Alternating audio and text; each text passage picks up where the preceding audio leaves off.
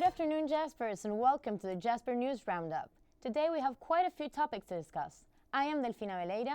And I'm Justin Atwater. Our first story is about the garage sale held by the sorority APP in support of the Alzheimer's Association. Here is some of what happened. It was hard to start the Alpha Pi Phi garage sale. It was hard to miss the Alpha Pi Phi garage sale, which took place last Monday, April 14th. On a warm, sunny day, the sorority had their Alzheimer's Association fundraiser, seeking donations in return for one of their many items in selection. They had many items for sale, spanning from vintage finds to dorm room deals. With the new week in full swing, the university quad was busy with students talking, walking to class, or simply enjoying the nice afternoon. It is no doubt the sorority chose the perfect day and location for their event, sparking interest in each passerby. Sounds like a great day for everyone involved. Next, we look towards Justin Atwater, a student at Manhattan University who attended a faculty panel that discussed incorporating Lassallean values into the classroom.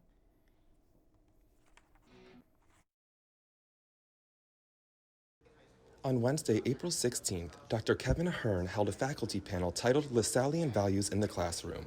This event brought together faculty from all schools at Manhattan University to discuss their struggles and success with implementing Lassallean values into their curriculum, with snacks provided, of course. Experiential learning, getting off campus, engaging with students, allowing the students to inform us, the importance of formation programs, investing in that. The event sought to discover new ways of implementing the values into the classroom, why some faculty members feel the school has lost a sense of Lassallean pride, and how do the faculty reignite their passion for teaching the core Lassallean values. The way they are embedded in their industries, in their society, and if we just took a moment to center people rather than think about people as instruments. Working here as being our vocation. I don't know if anyone's heard that term, but that was like a big part of the beginning of my kind of journey here at Manhattan. A major answer faculty found, spoken about by the brothers and provost alike, is that civic engagement is the way to involve students with Lassallean values at Manhattan University. For such an event. As the spring semester wraps up, many of our international Jaspers are reaching an important milestone, the end of their first few months living and studying in a whole new country. For some, it's been a whirlwind of new experiences, challenges, and discoveries. We spoke with a few Argentine students who spent their first semester in New York City to learn more about how they dealt with adjusting to the new pace, culture, and campus life at Manhattan University. Leaving home and moving across the world is never easy, especially when your new world is New York City. For Argentine students, stepping off the plane in New York is not just about swapping Buenos Aires for Manhattan. It's about diving into a new culture, navigating different classes, and adjusting to the fast-paced life in the Big Apple. Most, I would say, was the rhythm. Like, you don't feel like you have enough time to do everything you want. But I would also say I feel very independent and free to explore the city because itself, it has like so much magic and like life. I mean, you can hop on the subway at 3 a.m. and it will be as packed as if it were 5 p.m. From navigating the subway to discovering bagels instead of medialunas and matchas instead of mate, every day is a learning experience. Well, I miss the food a lot, but meeting a lot of new people from all over the world make it really worth it. And despite the distance, these students are building a home away from home, one subway ride at a time. Students have spent the semester getting used to a new country. Others have been pushing their limits right here on campus. Manhattan University's track team has been making serious strides these seasons, with athletes breaking personal records and gearing up for the upcoming MAC championship. At the Metropolitan Championships, the men secured a strong second-place finish, led by senior Alex Chrysler, who won the hammer throw with a season-best 65.07 meters, and Paul Brennan, who placed second in the hammer and achieved a career-best mark in the shot put with a throw of 15.78 meters. Sophomore Louis Forster took first in javelin, and junior Ivan Lichvenko won the high jump at 1.95 meters, followed by freshman Nate Alvarez, who placed fourth with 1.85 meters in the 800-meter relay. Brendan Chan, Guzman, Michels, and Lucy took first place.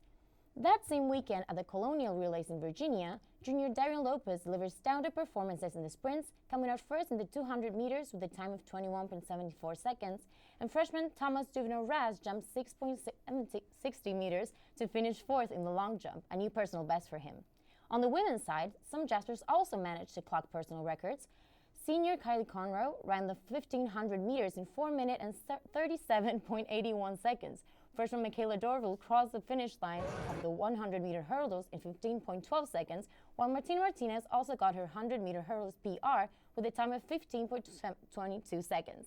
Additionally, Alexander Carrer earned second place in the hammer throw with a toss of 47.42 meters, and freshman Thea Dahl secured a third with a 46.53 meters. Freshman Victoria Baker tied the second in the high jump with a mark of 1.60 meters. So, as the MAC Championship approaches on May 10th and 11th, the Jaspers are aiming to build on their performances. After third and fourth place finishes in last year's championship, both teams are focused on improving their standings this season.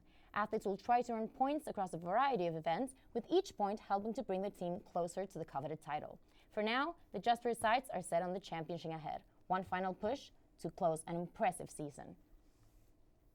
Collectors are running for the launch of the newest line of the Pokemon trading card game, or rather, they were running towards a disastrous launch. A few weeks ago, on March 28, 2025, the latest set in the Pokemon trading card game series release called Journey Together. What should have been an issue-less launch was riddled with poor distribution, leaving many collectors stranded and unable to purchase any new products.